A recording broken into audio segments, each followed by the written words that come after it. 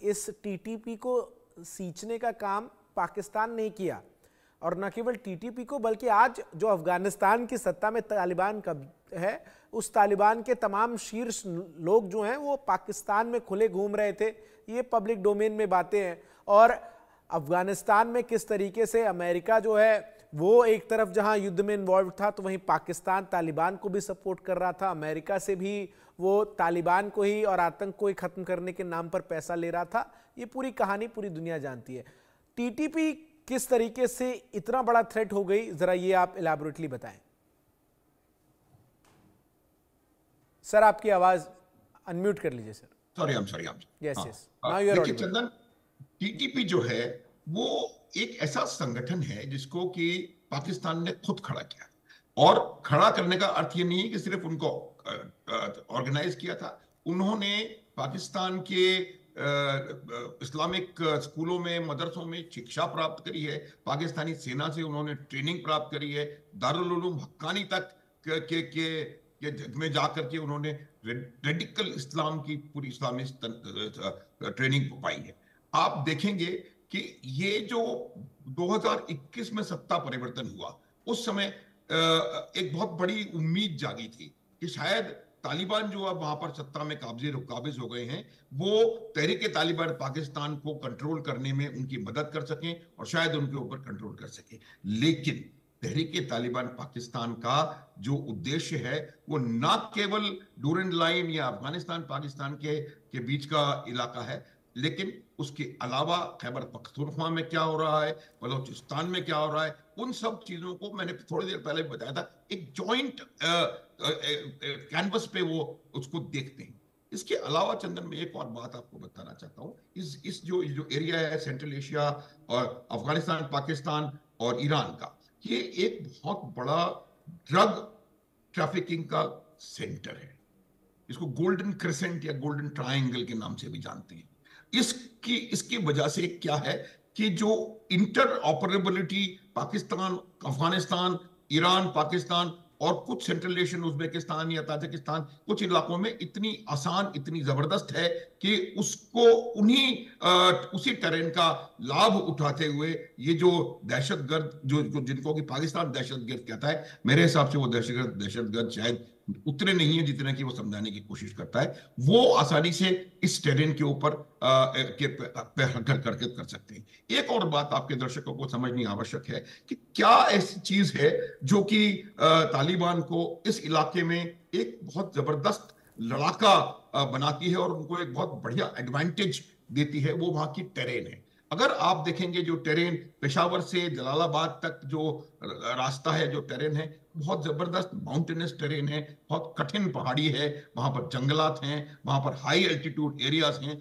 और ये जो अफगानिस्तान के लड़ाके हैं वो पिछले 4-5 दशकों से, कुछ समय की बात नहीं है, 4-5 दशकों से उस इलाके में लगातार युद्ध कर रहे हैं। पहले सोवियत यूनियन के खिलाफ, फिर अफगानिस्तान के खिलाफ, फिर अमेरिका के खिलाफ और अब पाकिस्तान के खिलाफ। लेकिन वो जो टेरेन है उसमें अपने आप को इन्होंने इतना बेहतरीन तरीके से ढाल लिया है कि इनको उस टेरेन में हरा पाना बहुत ही मुश्किल, मेरे हिसाब से उनके लिए टेढ़ी खीर साबित होगा।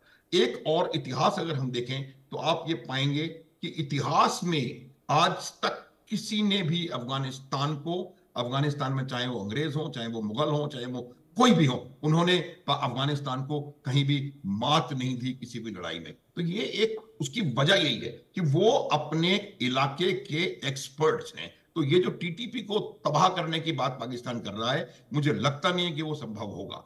पाकिस्तान को इसका कोई और तरीका मुझे लगता है ढूंढने की आवश्यकता है। पाकिस्तान में हर बार आपको बताता हूं Chandan, Pakistan has to get their priorities right. उनको अगर वो अपने नेबर्स के साथ लड़ाई ना करके और वहां पर उनसे मित्रता रखते और डेवलपमेंट की तरफ अग्रसर होते, तो आज पाकिस्तान भी कहीं ना कहीं भारत और बांग्लादेश के साथ खड़ा होता। बांग्लादेश भी अब तबाह हो गया, उसके पीछे भी पाकिस्तान है। लेकिन तो आज पाकिस्तान की आर्थिक व्यवस्था इतनी ज्यादा चरमराई हुई है, they are close to economic crisis. और जब इकोनॉमिक क्राइसिस होता है चंदन, तो आप किस प्रकार से अपनी सेना और अपने आइडियाज को आगे बढ़ा सकते हैं। हालांकि वो इसे एक ऐसे उसमें बोल रहे थे शहबाज शरीफ फोरम में, जहां पर वो ट्रेड की बात कर रहे थे, इतने बिलियन का चीनी, इतने बिलियन का चावल, वो चीनी चावल कहाँ से जा रहा है, कहाँ आ रहा है, और आगे क्या, ये क्या ये तमाम ये सिर्फ इतना। तो मेरा ये मानना है कि उनको अपनी आंतरिक सिचुएशन ठीक करनी पड़ेगी। उसके लिए उनको टीटीपी और अफगान तालिबान से बात करनी पड़ेगी, उसका कोई सोल्यूशन निकालना पड़ेगा। उसका सोल्यूशन मिलिट्री नहीं निकल सकता, ये मैं आपको दावे के साथ कह सकता हूं, क्योंकि उनको मिलिटरीली टीटीपी को और पाकिस्तान अफगानिस्तान तालिबान को और कंबाइंड हो जाए दोनों, तो उनको हरा पाना बहुत बहुत मुश्किल, टेढ़ी खीर होगा। ये बहुत इंपॉर्टेंट पॉइंट है जो आपने रेज किया है कि टीटीपी और तालिबान अभी भले ही ये दो अलग अलग गुट हो, लेकिन अगर ये एक साथ आते हैं तो पाकिस्तान के लिए जो चुनौती होगी फिर उसका पार पाना जो है वो असंभव सा नजर आएगा। लेकिन मनन द्विवेदी साहब, चूंकि जब हम पाकिस्तान अफगानिस्तान की बात करते हैं और हम इस चीज को नहीं भूल सकते कि 20 जनवरी 2025 के बाद वर्ल्ड ऑर्डर में एक मेजर चेंज आने वाला है, अमेरिका की सत्ता पर डोनाल्ड ट्रंप होंगे, और जिस तरीके से मिडिल ईस्ट में संघर्ष की स्थिति है, तो ऐसे में क्या ये पाकिस्तान और अफगानिस्तान का कॉन्फ्लिक्ट अगर बढ़ता है तो क्या ये सेंट्रल एशिया का मिडिल ईस्ट मूवमेंट हो सकता है? जी, मैं आपको पहले भी अपने जनरल साहब ने ये बात बोली है, तो उसी बात को मैं आगे एडवांस करने की चेष्टा करूंगा, बढ़ाने की चेष्टा करूंगा। उसमें ये कि जो पूरा एरिया है, जो आफपाक का एरिया, मैं पहले भी एक दो बार रिपीट कर चुका हूं, इसको प्रेसिडेंट ओबामा, क्योंकि आपने ट्रंप की बात की तो मैं आपको यूएस प्रेसिडेंट बराक ओबामा की बात बताता हूं। उन्होंने इस पूरे एरिया को एक ट्विलाइट जोन का नाम दिया था। मतलब जैसे कि हमारे भारत की, हमारे हिंदू मिथोलॉजी में है कि जहां सुबह नहीं होती वो शाम भी नहीं है, सुबह भी नहीं है, और कौन सी घड़ी है, कौन सा प्रहर है, ये किसी को पता नहीं है। तो अफगानिस्तान पाकिस्तान ऐसा का जो रीजन है, उसको बराक ओबामा ने the most dangerous place on the face of the earth ऐसा करके बोला था। तो यहां पर यह पता नहीं है कि किसी की किस सेना की, किस राष्ट्र की, किस सरकार की सॉवरेनिटी है, संप्रभु राष्ट्र कौन है और सरकार कौन है। और सबसे बड़ी बात है कि ये एरिया है, इस पे कोई कब्जा नहीं कर पाया। और इससे भी आगे अगर हम बात को ले जाएं तो हम इतिहास में जा सकते हैं। वहां पर हम देखेंगे कि ग्रेट गेम नाम की एक अंतरराष्ट्रीय संबंधों में, पढ़ाई लिखाई में, आईआर की पढ़ाई में एक अवधारणा है, जिसमें हम देखेंगे कि सोवियत यूनियन के साम्राज्य के प्रसार को और एक्सपेंशन को रोकने के लिए ब्रिटेन ने एक मुहिम चलाई, जिसके चलते अफगानिस्तान एक तरीके का बफर स्टेट बन के रह गया। यहां पर कोई भी अच्छी सरकार नहीं आई, कोई स्टेबल, नॉन वायलेंट और डेमोक्रेटिक सरकार नहीं आई। और जो मॉडर्नाइजेशन किसी भी देश के राजनीतिक कल्चर में होता है, पॉलिटिकल कल्चर में होता है, जो एक्सपोजर मिलता है गुड गवर्नेंस के लिए और अच्छे होम रूल के लिए, जो कंडीशंस होती हैं, वो पाकिस्तान में भी कुछ हद तक डेवलप हुई और भारत में पूरी तरीके से डेवलप हुई। पर अफगानिस्तान एक तरीके का युद्ध क्षेत्र, और यहाँ पर डूरन लाइन की बात भी युद्ध क्षेत्र बन के रह गया और एक तरीके का बफर स्टेट बन के रह गया सोवियत यूनियन और ब्रिटेन की कॉलोनियल एम्बिशंस के कारण। तो एक चीज तो ये है। पर ट्रंप की बात आपने जो बोली, मैं उस पर अब आना चाहूंगा।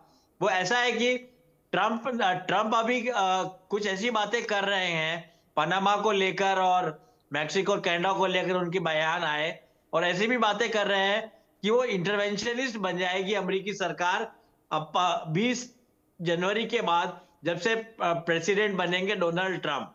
पर अगर हम उनके पहले कार्यकाल को देखें, ये बात हमें समझनी चाहिए, ये कोई भी व्यक्ति रियलाइज नहीं कर रहा है। 2017 से 2016 से 2020 में अमेरिका की विदेश नीति में एक विड्रॉल, मतलब अपने आप को समेटने की पॉलिसी आ गई है। ट्रंप के साथ जब भी ट्रंप आते हैं, वो अमेरिका के को कहीं पे भी इंटरवीन करने देना नहीं चाहते।